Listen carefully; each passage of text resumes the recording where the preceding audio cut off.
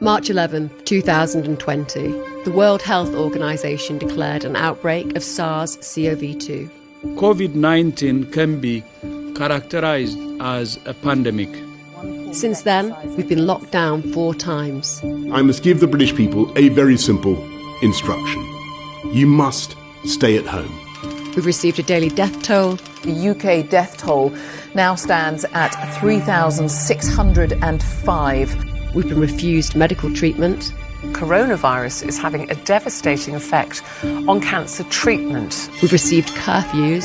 Boris Johnson will tomorrow institute a 10 p.m. curfew on pubs up and down the country. We've had our businesses closed. You know what's going on is wrong. You know it as well. We've lost jobs.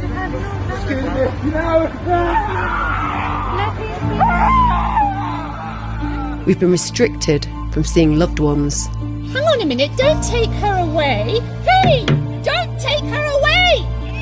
Don't take her away. We've not been allowed to socialise. The struggle ended with Beth taking her own life. We've been forbidden to protest. Tell me what law I've broken. You cannot tell me any law that I've broken. Speak to me. We've been assaulted. Hey, look what they're doing. Look at this all right. Whoa, whoa, whoa. Oi! Oi! Oi! It's all oi! We've been arrested and fined. What a disgrace. You must have mothers. What an outrage. She was an old lady robbed of her dignity for having the courage to protest.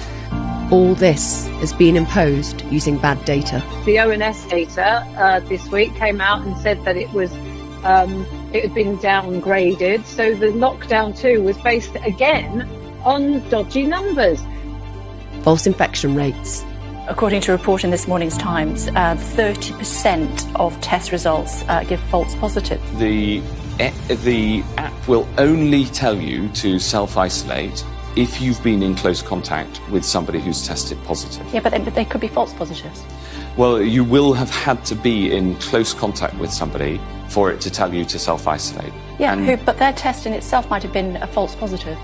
And inflated mortality rates. The definition of a coronavirus death is someone who dies for any reason within 28 days of a positive test. Now they have accelerated the release of a vaccine. But will life return to normal? I mean, just simple words there, reacting it. You're quite emotional about that. Well, it's just, it's been such a tough year for so many people, and, we can get on with our lives. Or will we see a new normal? A world with harsh, tyrannical rules, governed by a centralised totalitarian state?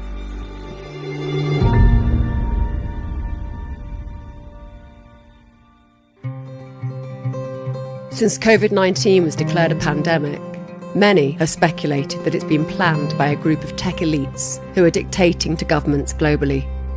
But do these ideas carry any weight? And what might their motives be for orchestrating a global pandemic?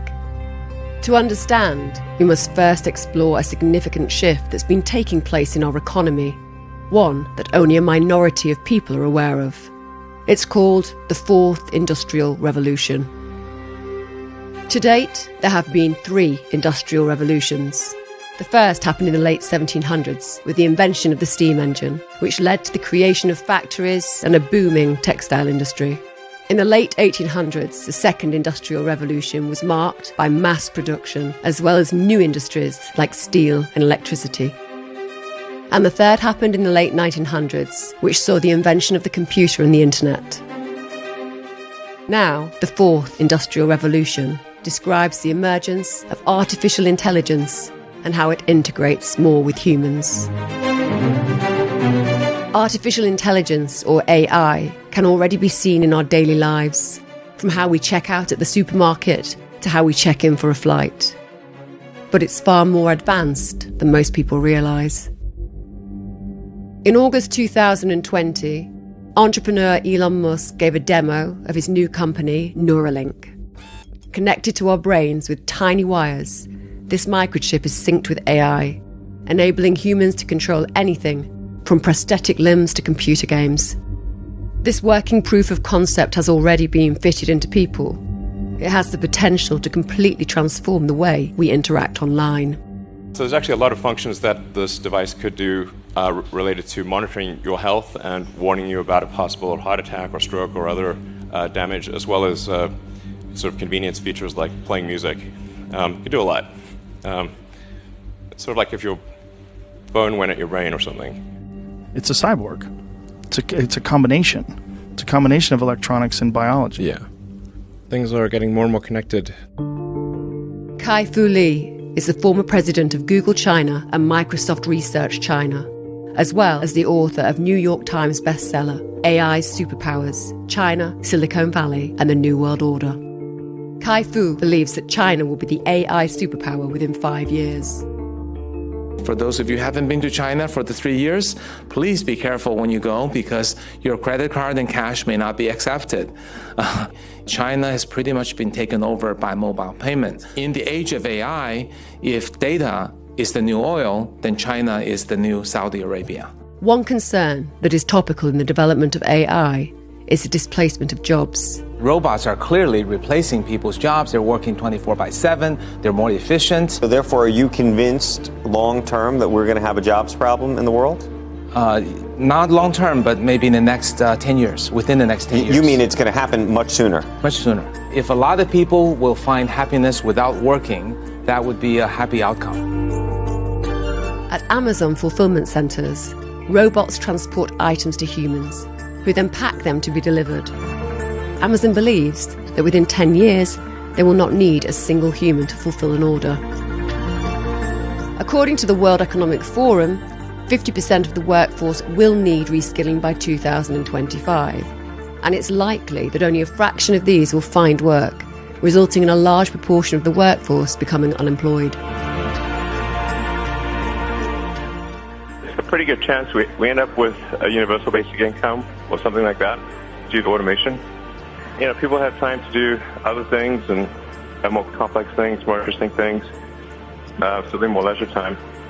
And then we've got to figure out how we integrate with a world in the future with advanced AI. One idea that is gaining popularity is to charge tech companies with a robot tax, which can be distributed to the unemployed as a universal basic income. I don't think the robot companies are going to be outraged that there might be a tax. It's okay. Contrary to the past, to the previous three revolutions, probably jobs will be faster destroyed compared to new ones being created. This is Klaus Schwab, the author of this book, The Fourth Industrial Revolution. He's also the executive chairman of the World Economic Forum, which is funded by the largest global enterprises and whose members include CEOs, heads of state, and government ministers from countries such as the UK and US. The fourth industrial revolution will impact our lives completely. It will change actually us, our own identity, and of course gives life to such policies and developments like smart traffic, smart government, smart cities. In June 2019, the UK government published details about their partnership with the World Economic Forum in a policy called Regulation for the Fourth Industrial Revolution. 1 year later, in June 2020, the World Economic Forum released this promotional video entitled The Great Reset.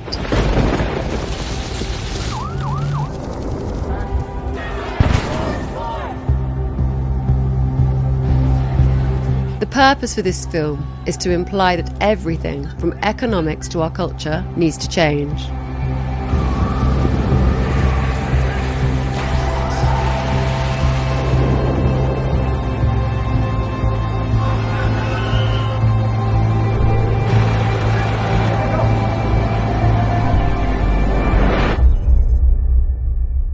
After the reset, it shows images of digital technology, biological cells, populations, cash, climate change, traffic management. And this. Seem familiar? This promotional video was released 6 months before Margaret Keenan, receive the first COVID-19 vaccine.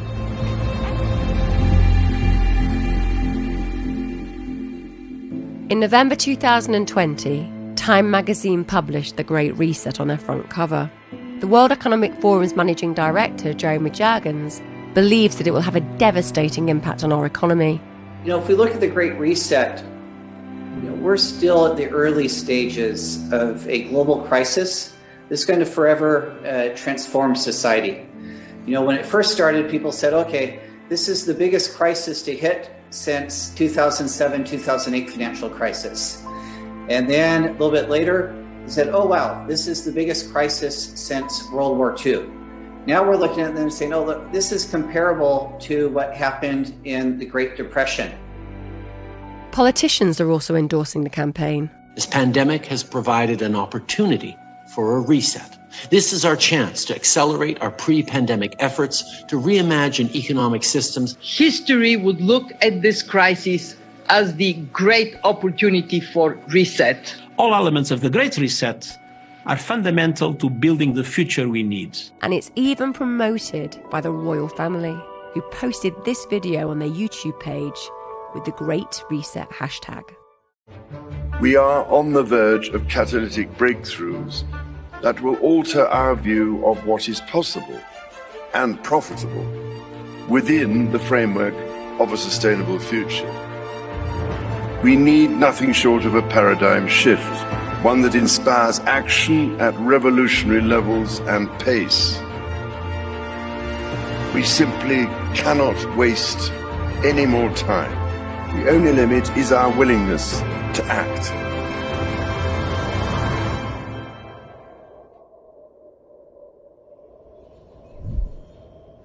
And the time to act is now. The World Economic Forum believes that capitalism needs to be reinvented.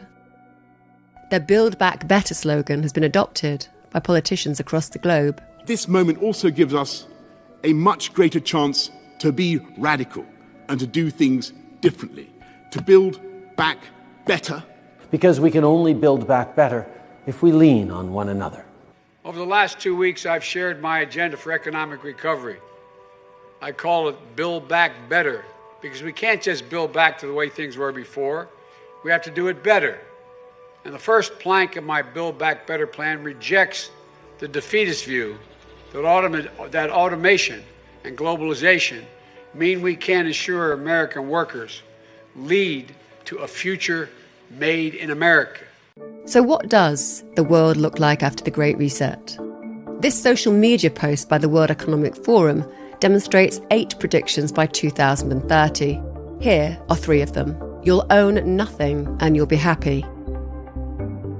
Whatever you want, you'll rent and it'll be delivered by drone.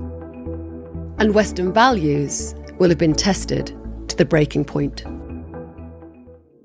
Many of Boris Johnson's new policies fall in line with the World Economic Forum's objectives. In November 2020, his new Green Industrial Revolution plan included a ban on petrol and diesel cars by 2030.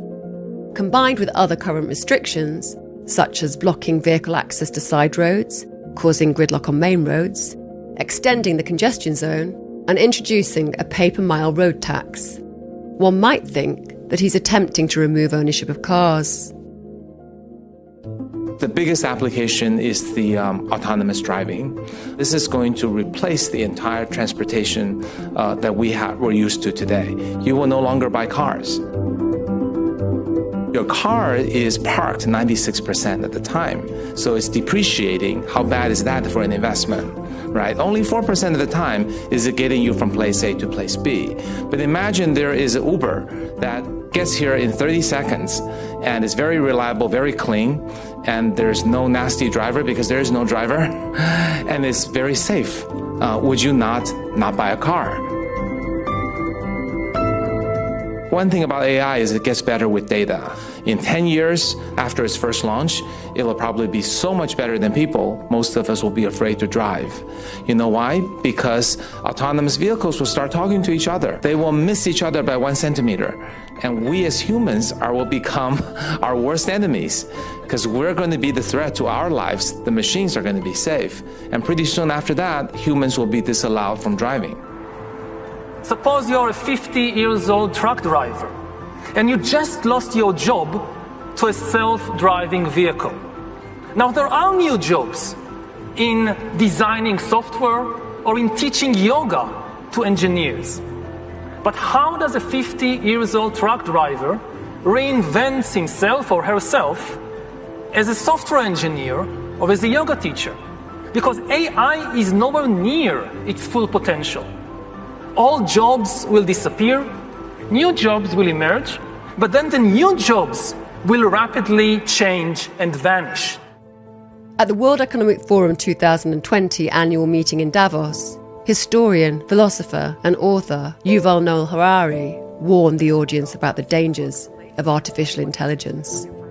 We hear so much about the enormous promises of technology, and these promises are certainly real, but technology might also disrupt human society and the very meaning of human life in numerous ways, ranging from the creation of a global useless class to the rise of data colonialism and of digital dictatorships. Those who fail in the struggle against irrelevance would constitute a new useless class. And this useless class will be separated by an ever-growing gap from the ever more powerful elite. We are already in the midst of an AI arms race, with China and the USA leading the race and most countries being left far, far behind. AI will likely create immense wealth in a few high-tech hubs, while other countries will either go bankrupt or will become exploited data colonies. Just think what will happen to developing economies once it is cheaper to produce cars in California than in Mexico? And what will happen to politics in your country in 20 years when somebody in San Francisco or in Beijing knows the entire medical and personal history of every politician and every journalist in your country, including all their sexual escapades, all their mental weaknesses, and all their corrupt dealings? When you have enough data, you don't need to send soldiers in order to control a country. Between the beginning of the pandemic and August 2020 alone, 7 Silicon Valley tech giants added nearly $2.5 trillion to their market values, $400 billion of which was added by Microsoft. Founder Bill Gates also has an interest in vaccines, where he, through the Bill and Melinda Gates Foundation, owns stock in the vaccine manufacturing companies Pfizer and Moderna. Both companies have been developing a new generation of vaccines that interacts directly with our DNA. Traditional immunisation methods involve injecting a dead or a weakened form of the virus. This triggers the immune system to create antibodies, which helps to protect us in the case of a virus getting into our system. Pfizer's and Moderna's new messenger RNA technology, however, is not a standard immunisation vaccine, but rather genetic engineering. Instead of injecting a virus into the patient, their approach is to inject synthetic molecules that transport instructions to the cell on how to create antibodies to fight the virus. Up until November 2020, no messenger RNA vaccine had ever been approved for use on humans. On the 21st of November 2020, The Lancet expressed disappointment that the COVID-19 vaccine trial results were announced via press releases, leaving many scientific uncertainties due to the lack of safety data. The publication also expressed uncertainty on how well the vaccines work in older people or those with underlying conditions, as well as their efficacy in preventing severe disease. In early December 2020, a group of medical doctors from around the world created a video to warn the public about the safety of the vaccine. Due to the excuse of a global pandemic, the pharma industry has the permission to skip the animal trials. This means that we humans will be the guinea pigs. This vaccine has been developed too quickly. We have no idea what the long-term effects will be. An experiment on humanity. There is only limited short-term safety data and no long-term safety data to rule out late-onset negative effects like autoimmune diseases, infertility, and cancers. Please be critical. Do your own research and don't let the media manipulate you. This is the first time ever this will ever be launched on the human race. There are so many different awful things that can happen to us, and we need to investigate this before we go forward. This is my alarm call to the world. On the 19th of December 2020, the CDC published this report by the Advisory Committee on Immunisation Practices. Just one day after the UK initiated vaccination with the Pfizer-BioNTech COVID-19 vaccine, authorities confirmed 2 cases of anaphylaxis, which is a very serious allergic reaction that is rapid in onset and may cause death. On page 6, under the title V-Safe Active Surveillance for COVID-19 Vaccines, 3,150, or 2.8%, of the 112,807 vaccine recipients were unable to perform normal daily activities, unable to work, or required care from a doctor or healthcare professional. If 60 million people in the UK have the vaccine, we can expect 1.67 million people to be unable to work, unable to perform normal daily activities, and to require care. I don't know how long for. If 6 billion people worldwide have the vaccine, then the number rises to 167 million. And this, remember, is a short-term problem. We don't know what will happen in the medium and long term. The side effects for the Moderna vaccine sound concerning. We looked. After the second dose, at least 80% of participants experienced a systemic side effect, ranging from severe chills to fevers. So, are these vaccines safe? Well, the FDA, not being pressured, will look hard at that. The FDA is the gold standard of regulators, and their current guidance on this, if they stick with that, is very, very appropriate. And you know, the side effects were not super severe. That is, it didn't cause permanent health problems for the things there. Moderna did have to go with a fairly high dose, and so to get the antibodies. Some of the other vaccines are able to go with lower doses to get responses that are pretty high, including the J&J and the Pfizer. And so there's a lot of characteristics of these vaccines. It's great that we have multiple of them that are Bill, going out there. And yes, I think you know the data better than I do. government- But Bill, the data showed that everybody with a high dose had a side effect. In addition to their interest in vaccines, the Bill and Melinda Gates Foundation donates money to media organisations such as the BBC, universities that provide media representatives, and in partnership with the World Economic Forum, Event 201, which simulated a coronavirus-induced pandemic 5 months prior to the actual pandemic. On behalf of our center and our partners, the World Economic Forum and the Bill and Melinda Gates Foundation, I'd like to extend a very warm welcome to our audience here in New York. The goal of the Event 201 exercise is to illustrate the potential consequences of a pandemic and the kinds of societal and economic challenges it would pose. A new coronavirus spread silently within herds. Gradually, farmers started getting sick. Infected people got a respiratory illness with symptoms ranging from mild flu-like signs to severe pneumonia. The sickest required intensive care. Many died. Experts agree unless it is quickly controlled, it could lead to a severe pandemic, an outbreak that circles the globe and affects people everywhere. The scenario also highlights the very critical role that global business and public-private partnerships play in preparing for and responding to pandemics. By the turn of the 20th century, 90% of all US refineries were controlled by John Rockefeller, who went on to monopolize the pharmaceutical industry.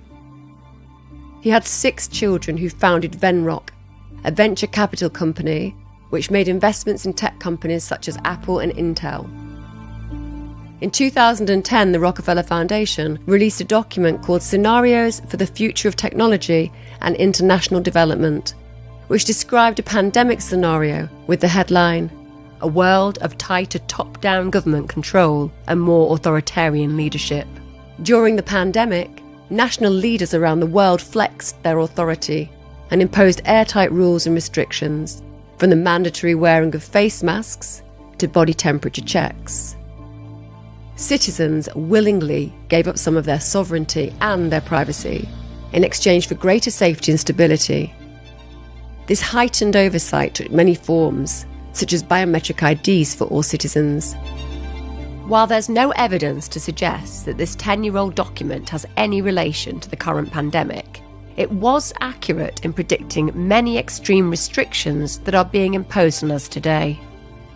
Recently, in December 2020, the Rockefeller Foundation published this report. Vaccines have arrived, with enough supply to vaccinate as many as 50 million people by the end of January. But these initial doses will do little in the short term to arrest an epidemic that is raging out of control. By the end of January, the country will likely be able to conduct more than 70 million tests each week, a number that is expected to double to 200 million by April 2021. They advised the US government students should be tested at least once a week, every week. Does advice from a large US organisation have the potential to influence UK government policy?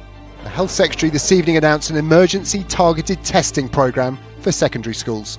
We've decided to put in place an immediate plan for testing all secondary school age children in the 7 worst affected boroughs of London, in parts of Essex that border London, and parts of Kent. The test used to detect positive cases is called PCR, and it only requires very small samples to see if there's any virus present. Now, PCR doesn't tell you if what it detects is infectious. It may pick up on virus fragments from a past infection that isn't currently making you sick. Now, this means there could be false positives, so there's a positive test result, but no active infection. Let's deal with this test for infection, the PCR. I want to ask you if you think it's reliable enough. Dr. Daniels. I'm an NHS clinician, and we've got experience with these PCR tests for many, many years. And the reality is we always take the results with a little bit of a pinch of salt. You test 1,000 people, one of whom is positive, but the test will pick up 6 people if it's got a 0.5% false positive rate. That's significant if it's being used to drive policy decisions. If you're tested repeatedly, the odds become greater and greater that you will get a positive test, and it's a convenience for whoever is playing some macabre game, because I don't think it's an error anymore. But this industrial scale PCR test, they don't release even the basic information about it, like the false positive rate. It's unbelievable that public health people who do know better, I've spoken to some people in it, and they're embarrassed. They're not even being allowed to characterize and publish the information you would need to know to work out how useful the test is. That's not being done. It's full steam ahead. With the PCR test providing a high rate of false positives, is their intention to boost infection rates in order to justify more lockdowns? In the early 90s, disease mongering was a strategy coined by pharmaceutical companies for creating a disease and scaring people, then offering a pre-planned drug. If today's most powerful people wanted to accelerate the shift towards the fourth industrial revolution by removing jobs and reinventing capitalism, this problem reaction solution strategy would be effective in achieving it. 1. Create a problem. Release a coronavirus and declare a global pandemic. The coronavirus outbreak has been declared a pandemic. 2. Create a reaction. ramp up fear with a propaganda campaign and destroy the economy by forcing businesses to close. We are collectively telling cafes, pubs, bars and restaurants to close tonight as soon as they reasonably can and not to open tomorrow. 3. Create a solution. Provide the mass unemployed with a universal basic income credited onto the Rockefeller and Microsoft-backed digital IDs they advise the US government that are implanted into our hands. You can create a digital ID today. It's a natural evolution of the way that we're going to use technology in any event to transact daily life. And this COVID crisis gives an additional reason for doing that. Coerce us into taking tech-based vaccines and staying at home, and require us to reside within smart cities with totalitarian-like surveillance. Well, let's see how long it takes you to find me.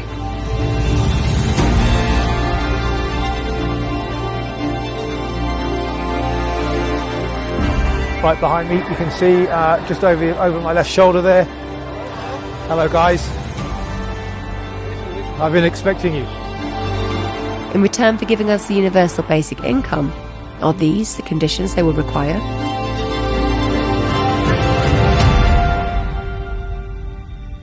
Smart cities will pullulate with sensors, all joined together by the Internet of Things, and the urban environment is as antiseptic as a Zurich pharmacy.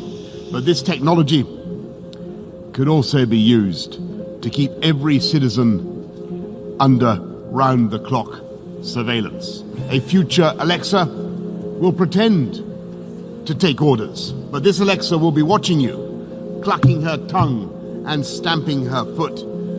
In future, voice connectivity will be in every room and almost every object. Your mattress will monitor your nightmares, your fridge will beep for more cheese, your front door will sweep wide the moment you approach like some silent butler. Your smart meter will go hustling of its own accord for the cheapest electricity, and every one of them minutely transcribing your every habit in tiny electronic shorthand, stored not in their chips or in their innards, nowhere you can find it, but in some great cloud of data that lowers ever more oppressively over the human race. AI. What will it mean? Helpful robots washing and caring for an aging population, or pink-eyed terminators sent back from the future to cull the human race?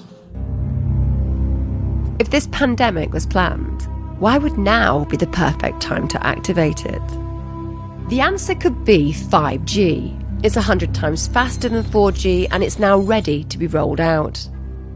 This upgrade in performance is essential for digitising society, connecting humanity more closely with the Internet of Things and artificial intelligence. They haven't done a very good job about protecting public health, but they've done a very good job at using the quarantine to bring 5G into all of our communities and to begin the process of shifting us all to a digital currency, which is the beginning of slavery. Because if they control your bank account, they control your behavior. And we all see these advertisements saying 5G is coming to your community. It's going to make all of your lives so much better. And it's very convincing, I have to say. This is a game changer. Because I look at those ads and I think, that's great. I can hardly wait till it gets here. Because I'm going to be able to download a video game in 6 seconds instead of 16 seconds. And is that why they're spending $5 trillion on 5G? No. The reason is for surveillance and data harvesting. It's not for you and me. It's for Bill Gates, it's for Zuckerberg, and it's for Bezos and all of the other billionaires. Bill Gates says that his satellite fleet will be able to look at every square inch of the planet 24 hours a day. But that's only the beginning. He also will be able to follow you on all of your smart devices through biometric facial recognition, through your GPS. You think that Alexa is working for you. She isn't working for you. She's working for Bill Gates, spying on you. And the pandemic is a crisis of convenience for the elites who are dictating these policies. It gives them the ability to obliterate the middle class, to destroy the institutions of democracy, to shift all of our wealth from all of us to a handful of billionaires to make themselves rich by impoverishing the rest of us. If you know enough biology and you have enough computing power and data, you can hack my body and my brain and my life. A system that understands us better than we understand ourselves, can predict our feelings and decisions, can manipulate our feelings and decisions, and can ultimately make decisions for us. Now, in the past, many tyrants and governments wanted to do it, but nobody understood biology well enough, and nobody had enough computing power and data to hack millions of people. Neither the Gestapo nor the KGB could do it. But soon, at least some corporations and governments will be able to systematically hack all the people. We humans should get used to the idea that we are no longer mysterious souls. We are now hackable animals. The power to hack human beings can, of course, be used for good purposes, like providing much better healthcare. But if this power falls into the hands of a 21st century Stalin, the result will be the worst totalitarian regime in human history, and we already have a number of applicants for the job.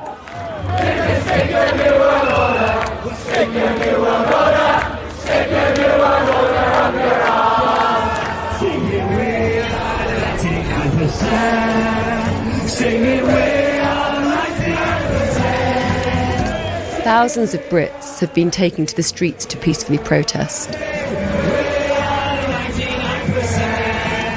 I'm a chef and the hospitality trade is in ruins with the policies that are being put in place, and I was made redundant on the 3rd of July, and I've not been able to find work since. A couple more months and I won't be able to afford my rent. But as with all other COVID-related protests, this one was terminated early when the riot police aggressively intervened.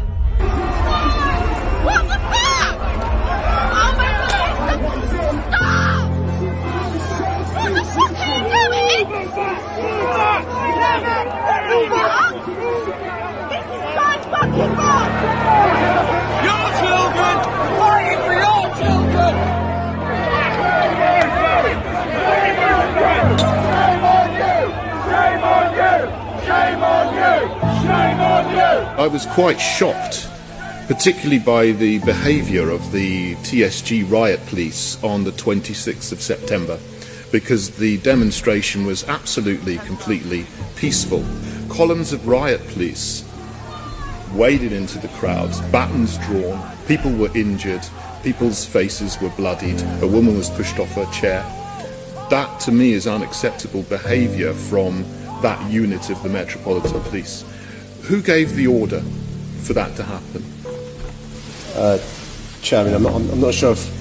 I just don't know enough about the facts. I'm not sure I can accept the premise of the facts set up by the member.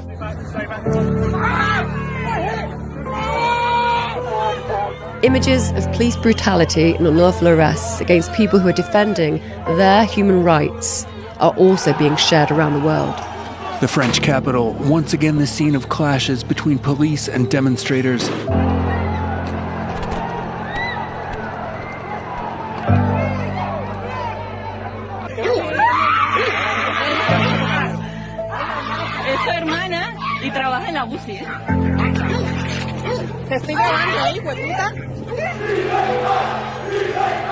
Toda minha família se dedica à hosteleria. Eu sou hosteleiro, minha mãe, meu pai, todos. Sabe o que fazemos agora? Um caldo de merda com uma pastilha de creme. Não tinha para manjar. Nada. Nada.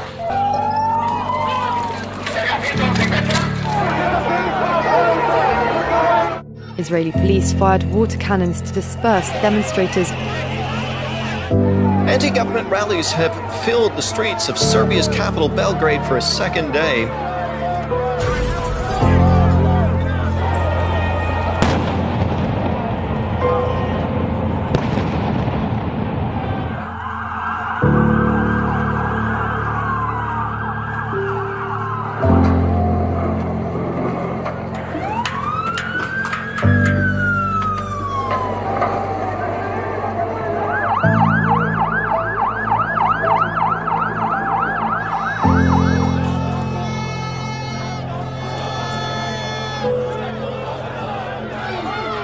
Police made 74 arrests and handed out 176 fines as protesters assembled for a second day in a row. I'm so scared, it's ruining our business. The testing is a sham.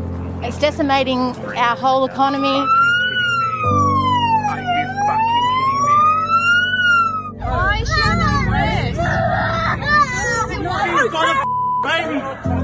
He ain't got the baby. Leave her alone. Ellos joden us.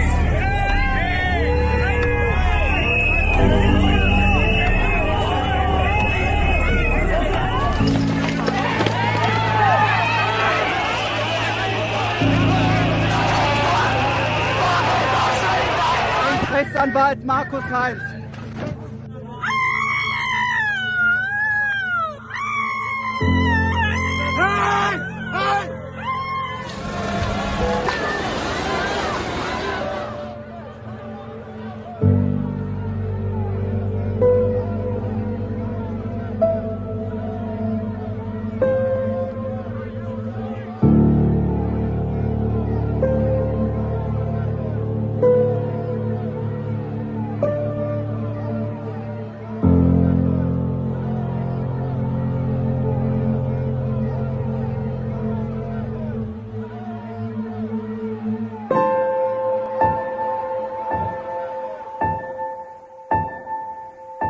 I've been in law enforcement for 10 years.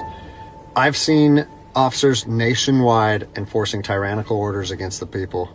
Because every time I turn on the television, every time I look to the internet, I'm seeing people arrested or cited for going to church, for traveling on the roadways, for going surfing, opening their businesses, and arrest them and charge them with what?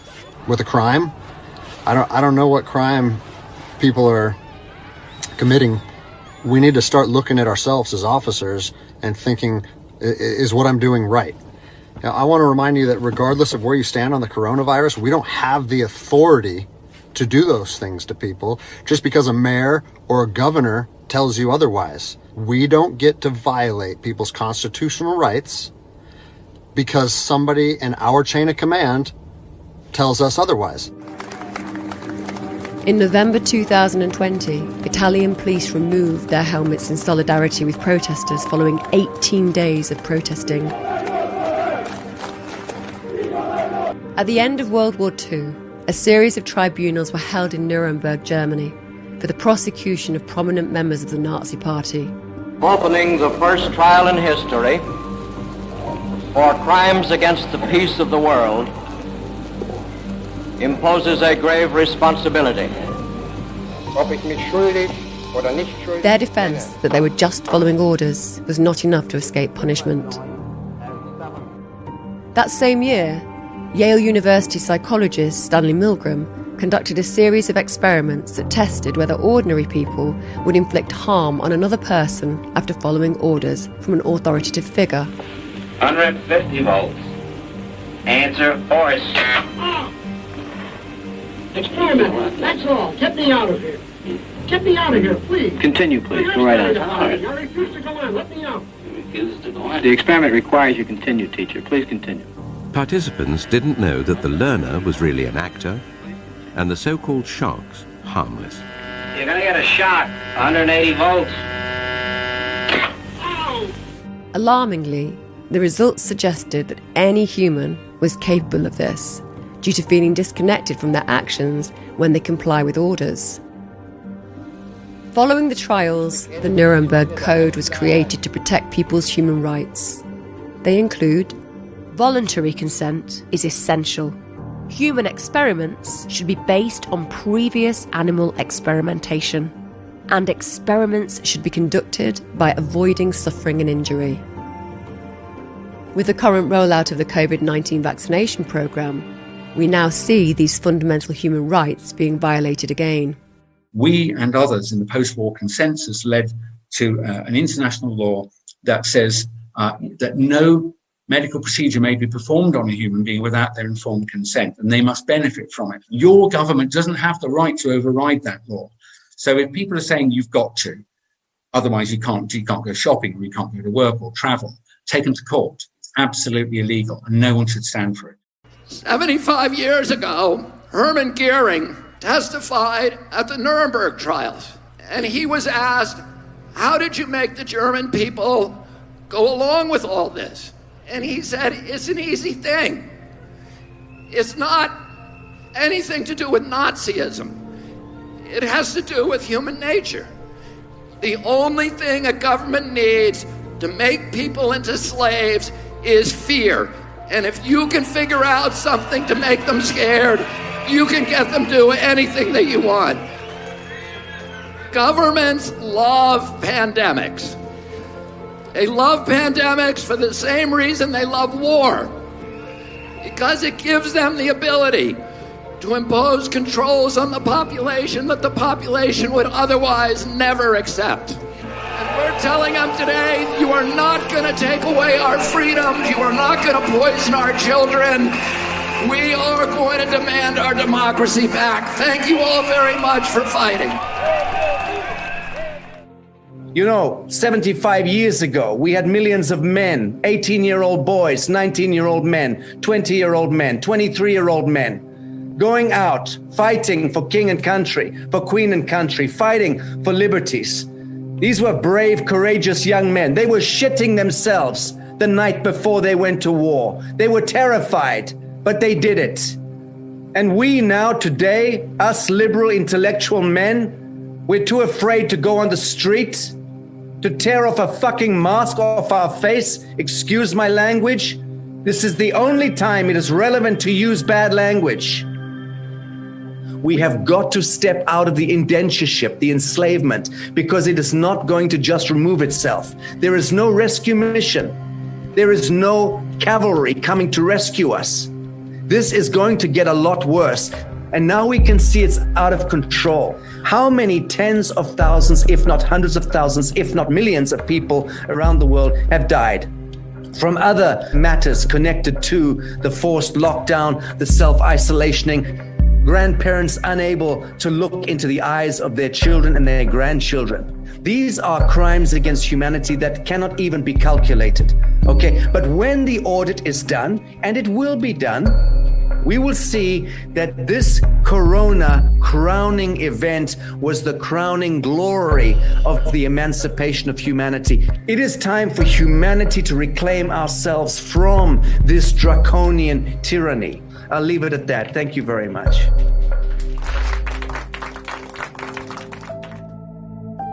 So, do you believe that receiving the vaccine will enable our lives to return back to normal? You're quite emotional about that. Well, it's just, it's been such a tough year for so many people. You know, we can get on with our lives. Or will we see a new normal? A world with harsh, tyrannical rules, governed by a centralised totalitarian state.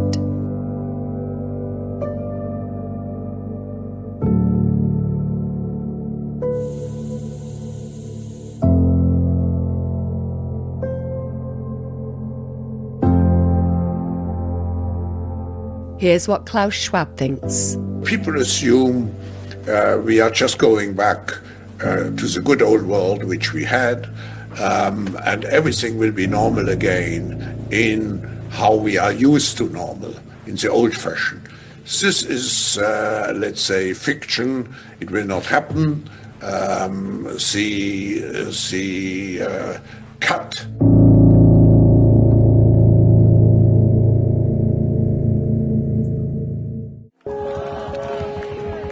There is an incredible movement beginning to take form here in Spain.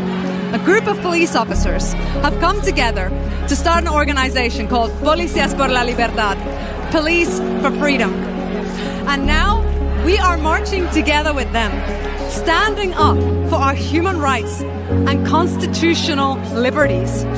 History tells us that once the peaceful resistance gains the support of the police or the military, we have 60% higher probability to be able to dismantle a tyrannical government. And this is what is taking place right now.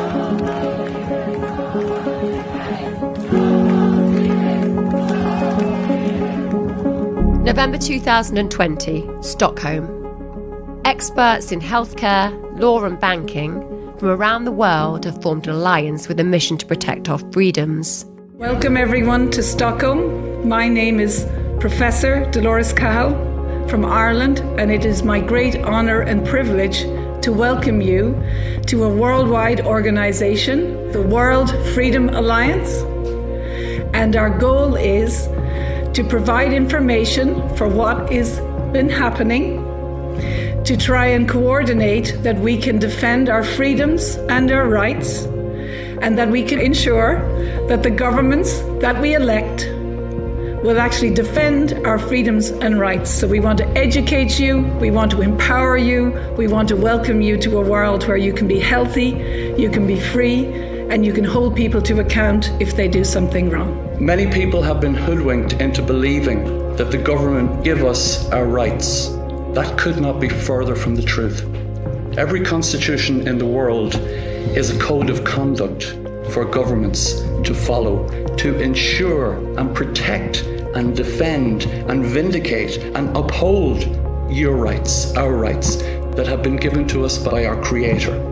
The government doesn't give us our rights. The government is obliged to protect those rights.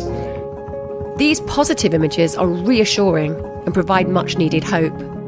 But significant economic damage has already been done. This would inevitably leave many dependent on receiving a universal basic income, placing us in a weaker position to rebel or oppose their tyrannical terms. But this might be a long way off.